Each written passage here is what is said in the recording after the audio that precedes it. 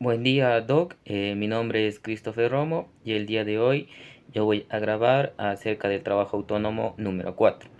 En este caso, mi sistema termodinámico es el ácido cítrico, en donde un ejemplo en la biotecnología puede ser los hidrogeles con ácido cítrico, que responden en este caso al pH para liberar a un fármaco en el intestino delgado.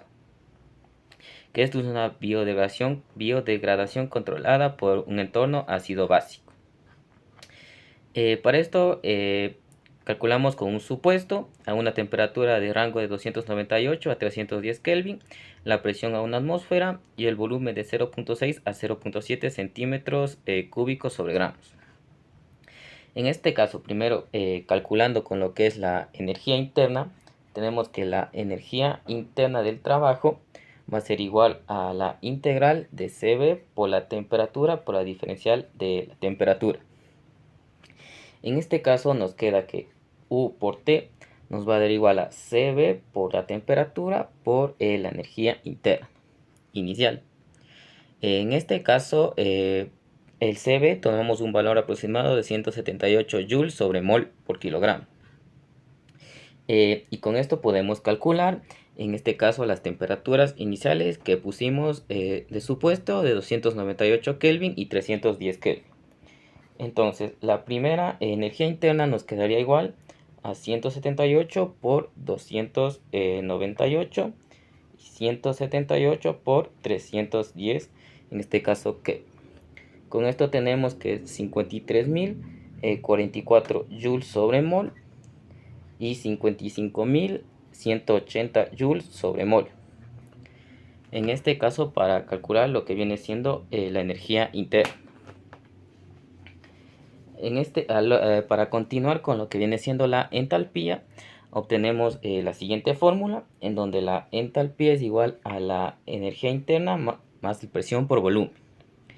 En este caso, a una presión constante de una atmósfera y a un volumen que ya dijimos de 104 centímetros cúbicos sobre mol. Con esto podemos calcular y tenemos que la energía interna va a ser igual a U más 10.54 joules sobre mol. Y en este caso la entalpía va a ser aproximadamente a 53.044 más 10.54. Con lo cual la entalpía nos va a dar igual a 53.054.5 joules sobre mol. Para en este caso poder calcular lo que viene siendo la entalpía. Ahora, para el potencial de Helmholtz obtenemos la siguiente fórmula, que A es igual a U menos temperatura por entropía. En este caso podemos calcularlo de la siguiente manera, en donde A es igual a temperatura de 178 menos la entropía más la energía interna. En este caso tenemos que A es igual a 298 por 178 menos 195. Restando esto nos va a dar igual a 298 por menos 17, que nos da igual a menos 5066 joules sobre mol. De esta manera calculamos el potencial de Helmholtz. Ahora, para el potencial de Gibbs lo obtenemos con la siguiente fórmula, donde el potencial de Gibbs es igual a la entalpía menos temperatura por la entropía. En este caso también podemos calcular que el potencial de Gibbs es igual al Cv menos la entropía más la energía interna. En este caso, calculando, nos da igual que 298 menos 17 y los más 10.54, en donde esto nos va a dar igual a menos 5055.5 joules sobre mol. Y con esto podríamos calcular lo que viene siendo la parte 1. Ahora, para la parte 2 nos pide calcular el máximo de trabajo, presión, de trabajo a una presión y volumen constante, en donde podemos decir que se basa en la segunda ley de la termodinámica, en donde nos dice que el potencial de Gibbs representa la energía útil disponible para realizar el trabajo no expansivo. En este caso obtenemos la siguiente fórmula, en donde el trabajo máximo va a ser igual a menos el potencial de Gibbs, a menos la variación del potencial de Gibbs. Con esto calculamos el potencial de Gibbs entre 298 y 310 Kelvin. No tenemos que el potencial de Gibbs va a ser igual al Cb menos la entropía por la temperatura 2 menos la temperatura 1. En este caso el potencial de Gibbs va a ser igual a 178 menos 195 por 310 menos 298, en donde la variación de Gibbs va a ser igual a menos 204 Joule sobre mol. En este caso obtenemos un negativo, en donde ya dijimos que el trabajo máximo será menos el potencial de Gibbs. Entonces el trabajo máximo va a ser igual a 204 Joule sobre mol. En este caso teniendo en cuenta la segunda ley de la termodinámica. Ahora continuando con lo que es la parte 3, nos pide un máximo de trabajo isotermo ajeno a la presión y el volumen. En este caso se deduce del potencial de Helmholtz, en donde tenemos que el potencial de Helmholtz es igual a la energía interna menos la temperatura por la entropía. Esto se deduce de la primera y segunda ley, en donde es para procesos isotermos y a un volumen constante. De tal manera calculamos el potencial de Helmholtz, en donde tenemos que el potencial de Helmholtz es igual a la temperatura por el Cb menos la entropía más la energía interna. En donde el potencial de Helmholtz, en este caso calculando en este caso para 2 de 298 Kelvin y menos 17 por 310 Kelvin. El primero nos da un resultado de menos 5066 Joule sobre mol, más en este caso la energía interna inicial y menos 5270 Joule sobre kilogramos más la energía interna inicial.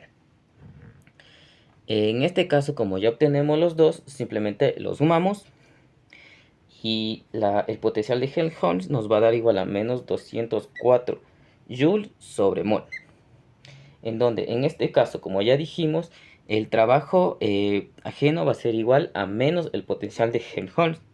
En este caso, haciéndolo esto y restándolo por menos, nos queda a 2045 Joule a 204 Joules sobre mol. Y en este caso es como calcularíamos el trabajo máximo ajeno a la presión y al volumen.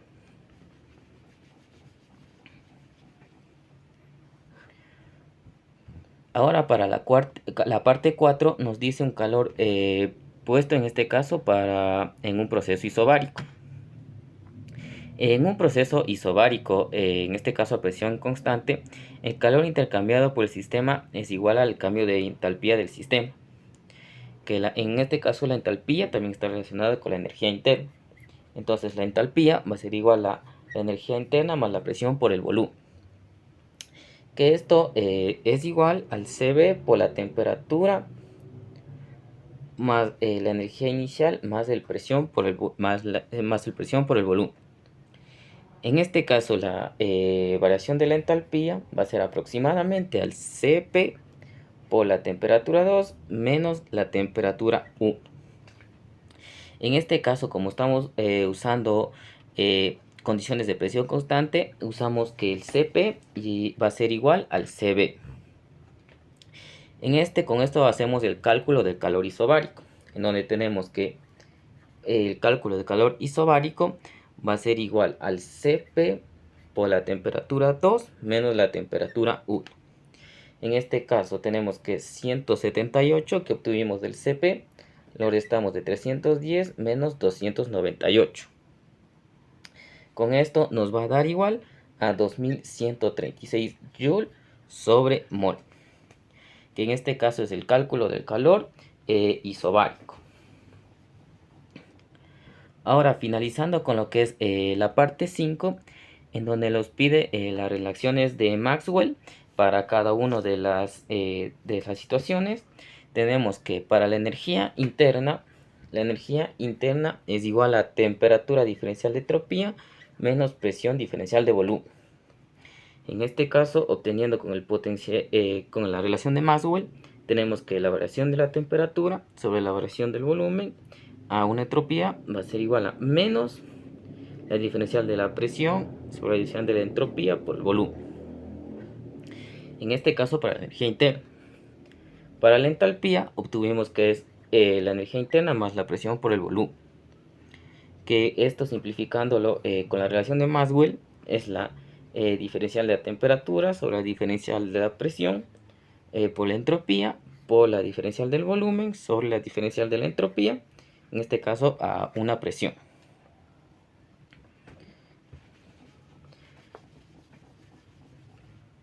Continuando con lo que es el potencial de Helmholtz, obtuvimos que el potencial de Helmholtz es igual a A U energía interna menos la temperatura entropía.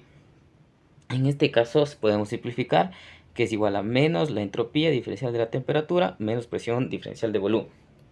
Con la relación de Maxwell tenemos que la diferencial de la entropía sobre la diferencial de volumen por la temperatura es igual a la diferencial de la presión sobre la diferencial de la temperatura por el volumen.